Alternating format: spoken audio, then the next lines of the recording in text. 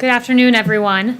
The president has made clear that what we are seeing on America's streets is unacceptable. Violence, looting, anarchy, lawlessness are not to be tolerated. Plain and simple. These criminal acts are not protest. They are not statements. These are crimes that harm innocent American citizens. The First Amendment guarantees the right of the people to peaceably assemble. What we saw last night in Washington and across the country was not that. To that end, President Trump is demanding action to protect American citizens, to protect American businesses. 17,000 National Guard are deployed in 24 states, but according to General Milley, only 2 states have deployed more than 1,000. There are 350,000 National Guard available overall, and for the lawlessness we are seeing, far more needs to be done. Governors across the country must act, deploy the National Guard as it's fit, and protect American communities. As President Trump has said repeatedly, it's very important that we have peaceful protesters and support the right of peaceful protesters, but we cannot allow a situation like what happened in Minneapolis to descend further into lawless anarchy and chaos. And we understand that very well. And with that, I'll take questions. Yes. To your point, the country is in crisis. There's a global pandemic that has claimed more than 100,000 lives. At least 40 million people are unemployed. There are now protests and racial tension ripping apart many cities. Where is the president? Why has he not delivered an address to the nation, as many of his predecessors have in a time of domestic crisis? So the president has delivered multiple statements on this. The president, as recently as 48 hours ago, was out talking about what a tragedy the death of George Floyd was, how it has weighed on his heart, and how he encourages peace and lawfulness in our streets and peaceful protests. So he has said that repeatedly. He's made many statements to this effect, but what I would note is continual statements, as he's made day and day and day and day again, they don't stop anarchy. What stops anarchy is action, and that's what the president is working on right now. To that point about the anarchists, you said this morning that the president is focused right now on rooting out Antifa. George Floyd did not die in Antifa custody. He died in police custody. What's the president doing to reform policing tactics and excessive use of force by police? Yeah, so it's an important question for sure. And this president, if you look at the actions his DOJ has taken, there's a civil rights investigation into the death of Ahmaud Arbery. There's a civil rights investigation into the death of George Floyd. It is a tragedy what we saw. I mentioned to you that the president was extremely upset when he saw that video. And he continues to, the DOJ continues to pursue those charges. And he's recognized injustices for a long time. Since he was a candidate, he talked about Sandra Bland and what a terrible video that was too. So he recognizes injustices where they are, but at the same time, he also recognizes that we can't allow organized groups like Antifa to commit some of the heinous acts that we've seen. John. Kayleigh, in his call with the governors, the president said that he had put General Milley in charge of all this. What does that mean? Yeah, so the Joint Chiefs of Staff in charge of policing American streets. What did he mean? So I'm not going to get ahead of any actions that will be announced, but what I will say to you is this, that he has had 2 briefings today with Secretary Esper and AG Barr, and General Milley was there, and there will be additional federal assets deployed across the nation. There will be a central command center in conjunction with the state and local governments that will include General Milley, Secretary Esper, and AG Barr, but I won't go any further in announcing what actions. But can you explain what the president meant when he told the governors, I am put General Milley in charge? What does that mean? Because that sounds like a total break here. The chairman of the Joint Chiefs of Staff being in charge of a domestic issue. And ensuring that, as the president has said, and this has been taken out of context, by the way, that our streets are dominated with a police force and with a National Guard presence. So that, let me explain a little bit about how this works. If there's a peaceful protest, police will form a line. And what we've seen are those lines have been overwhelmed by massive protests that have turned into riots, the peaceful protests to be distinguished from the riots we've seen. And when those lines are overwhelmed, law enforcement gets on the defense. So what the president has said is he wants to dominate the streets with National Guard, with a police presence. And what studies have shown, as General Milley noted, he was in that governor's call, and his points all pertain to the National Guard. And he noted that there are several studies that when there's an overwhelming National Guard presence, it actually de-escalates the situation and causes less civil unrest. So General Milley has really been on point in talking about the National Guard, the effectiveness, and ensuring that they're utilized to great effect across the country. What's been taken out of context? Because I mean, I have the exact quote. It's a very simple one. He just says that he has put General Milley in charge. No, I wasn't suggesting that quote was out of context. The dominate, I've seen some networks that have talked about dominating protesters, and I've been around the president all day. Anytime he's used the word dominate, it was with regard to dominating the streets and ensuring that we have peace in our streets. Yes. Yes, Stephanie. Thanks. In addition to the tough talk the president has been talking about taking action against looters and some of the violent elements in the protests that we've seen, why isn't he also supplementing that message by calling on these people to remain calm, to go home, to not destroy property, businesses, so on? Yeah, he has done that repeatedly. Look, he talked about understanding the pain that people are feeling, and he does understand that pain. He's talked several times about the right to peacefully protest, and I've seen some of these peaceful protests, some of these sit-ins, and it's a real shame when you have anarchy and anarchists come in and you have Antifa come in, and it really dilutes the message of the protesters, and it's a legitimate reason they're protesting. So he hates to see Antifa come in and really dampen that message, which has been, in many cases, peaceful, but has been overtaken and overwhelmed by an organized effort of people from out of state coming in and causing havoc. Is he traveling on Friday? Is he going to Maine? He still plans on going to Maine. I haven't heard any other changes to that effect. Yeah. We just. Thank you. I like your mask. That's really cool. I have a quick follow-up about police reform. National Security Advisor Robert O'Brien says he does not think there is systemic racism among law enforcement in the U.S. Does President Trump share that view? Look, I think where the president stands is he does not believe, he fundamentally rejects the idea that these egregious actions of these 4 Minnesota officers are representative of our police force as a whole. Most of our officers in this country are good, hardworking men and women who work every day to police our streets. He's recognized cases of injustice. I noted Sandra Bland back when he was in the primary. I've noted more recently Ahmaud Arbery and then George Floyd. So he recognizes these injustices. He puts a focus on them, but he also recognizes our valiant police officers who have taken to the streets each and every night over the last 6 nights and protected our communities.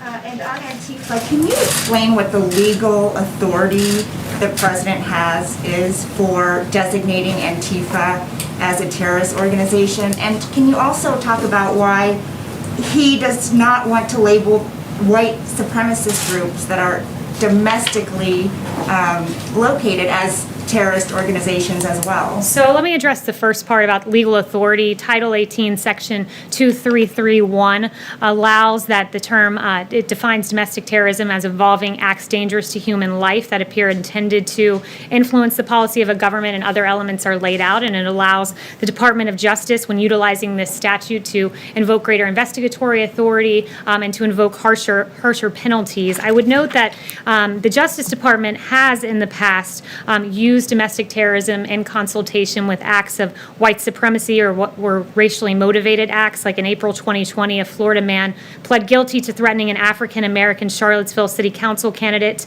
And at that time, the FBI Joint Terrorism Task Force was utilized. Same in the case of February 2020, where it was used in connection to 4 racially motivated violent extremists. And I would also note the president's long history of condemning white supremacy and racism. There is no place in society for these egregious, despicable ideologies.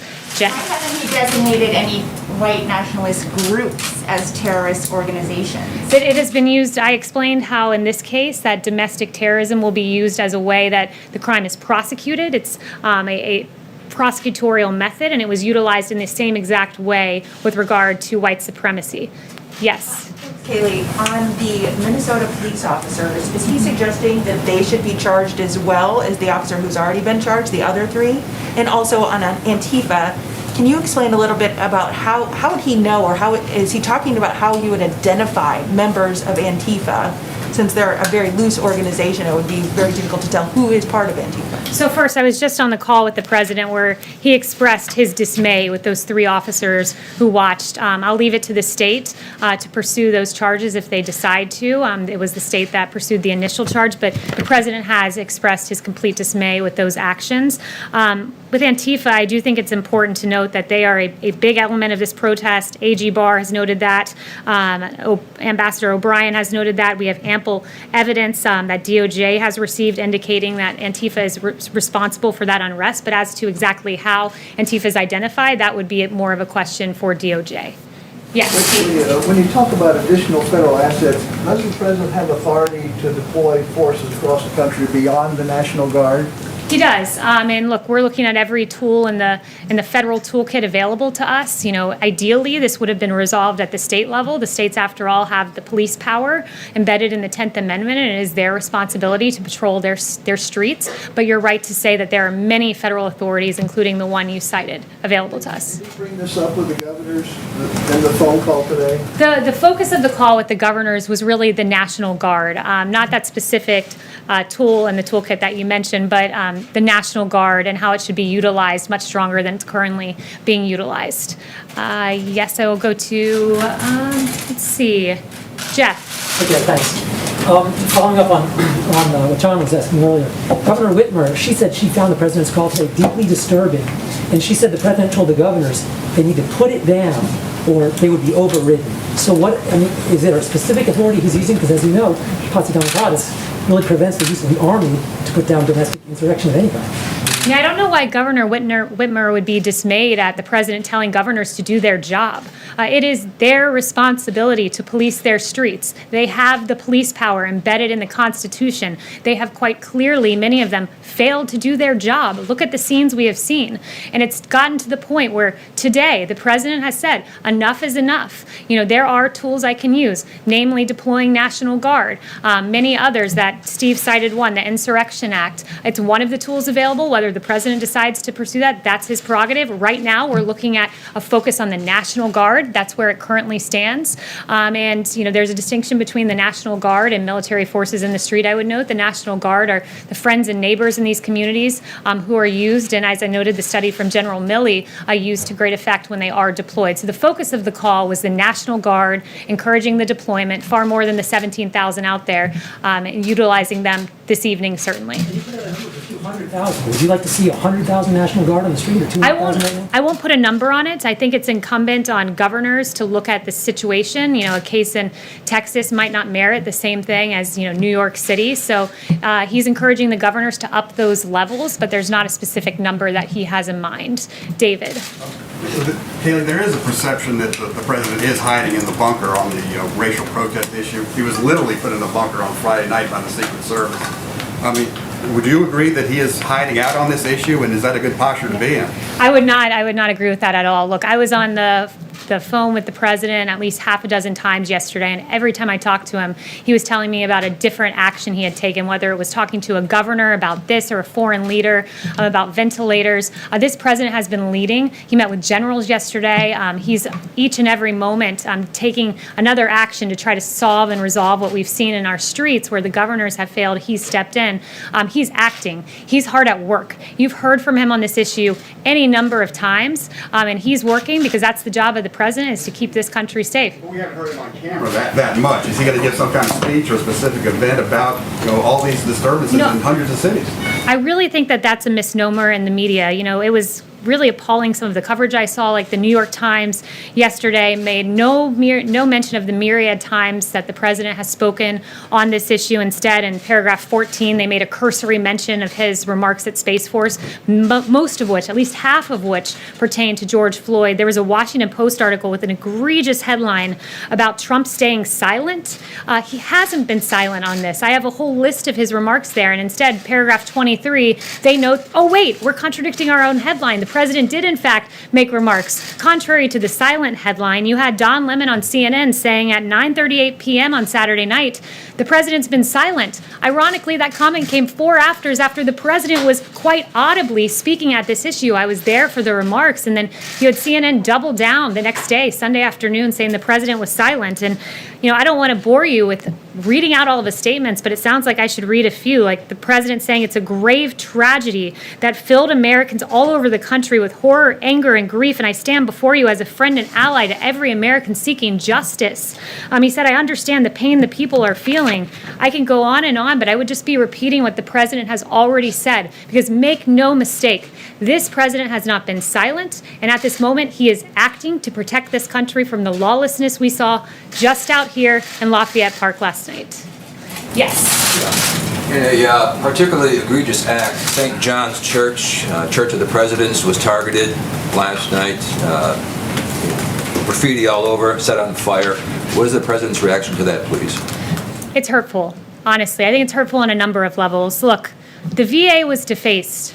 Literally the word veteran spray painted out of the placard in front of the Department of Veteran Affairs. The Lincoln Memorial defaced. How does that make much sense? The place where the March on Washington began, that momentous occasion in the history of civil rights, that memorial was defaced last night. That doesn't honor the legacy of George Floyd. It doesn't. And certainly not the burning of St. John's Church. Look, St. John's, I think it's important to go through a little bit of this, but Reverend John C. Harper was the St. John's rector many centuries ago, at least decades, centuries and a few decades ago. And here's what he was told. He was told he needed to close St. John's because he couldn't leave it open for the March on Washington because, quote, it might be a bloodbath. But he stood boldly. He stood boldly and he stood on the side of justice. And on the day the March on Washington happened, here's what was sung from that church. One family on earth are we throughout its widest span. Oh, help us everywhere to see the brotherhood of man. And of course, we know that the March on Washington ended with Reverend Martin Luther King Jr. giving that incredible speech, I Have a Dream. And that church, the same church that was burning last night, here is what they said, taking that bold stance to support Martin Luther King. They said this church building is open as it has always been, so all who want to worship here. The ministry of this parish is extended to any who seek it. Our fellowship with one another has no limitations whatsoever. That church supported the bold civil rights moment of the March on Washington, which began at the Lincoln Memorial. That doesn't honor the legacy of George Floyd. It doesn't further the cause. And those are violent anarchists, Antifa, who are taking advantage of the pain of people, the pain of the peaceful protesters. It's inexcusable, and we have to stand as one America against the burning of the church and the defacement of the Lincoln Memorial. Chanel.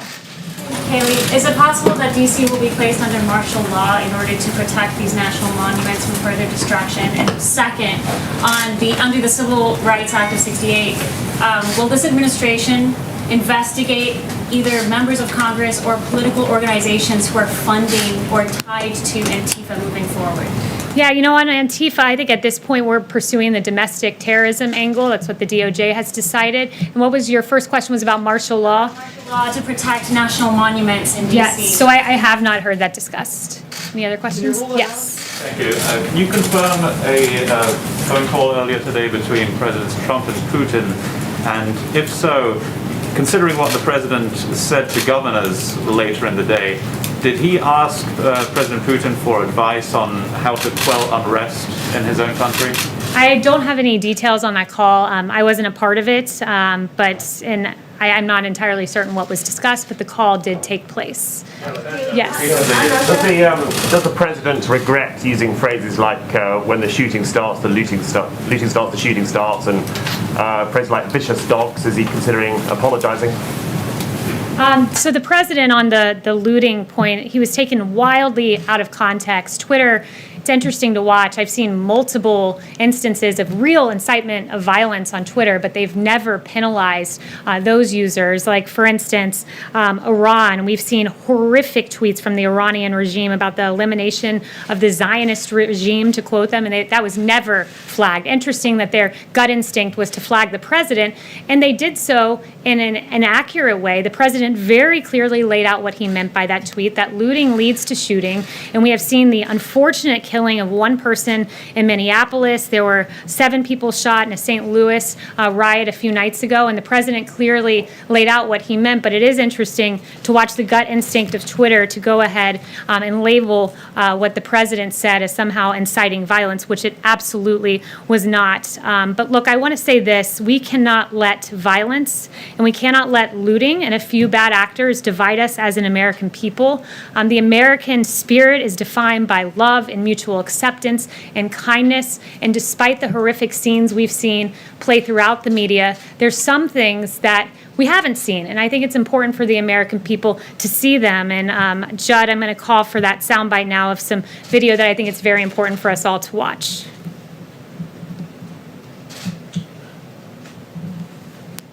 We want to be with y'all for real. So I took my helmet off, they laid the batons down. Yeah. I want to make this a parade, not a protest. Let's walk.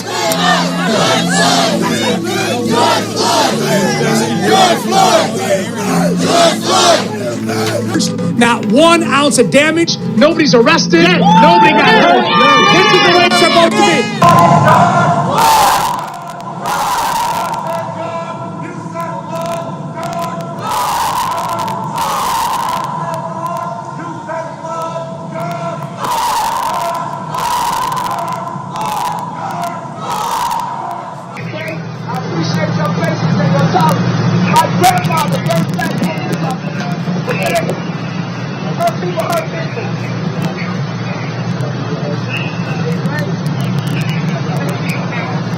I don't want them to be hurt. Don't hurt them no more. I love you, man. I love you, man. I know you're doing great today. I got good shit in out. That's the way you get your ass looking today. I love you. Louisville, a human chain protecting an officer separated from his unit. We're here with you. All right?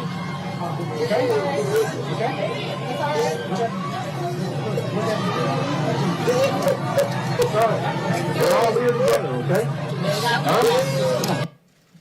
Across the country, we've seen examples of police protecting protesters and protesters embracing police, and it's been beautiful to watch, though those images have not been played all that often. And I just want to leave you with a quote from Martin Luther King Jr. that we must learn to live together as brothers, or we will perish together as fools. Thank you.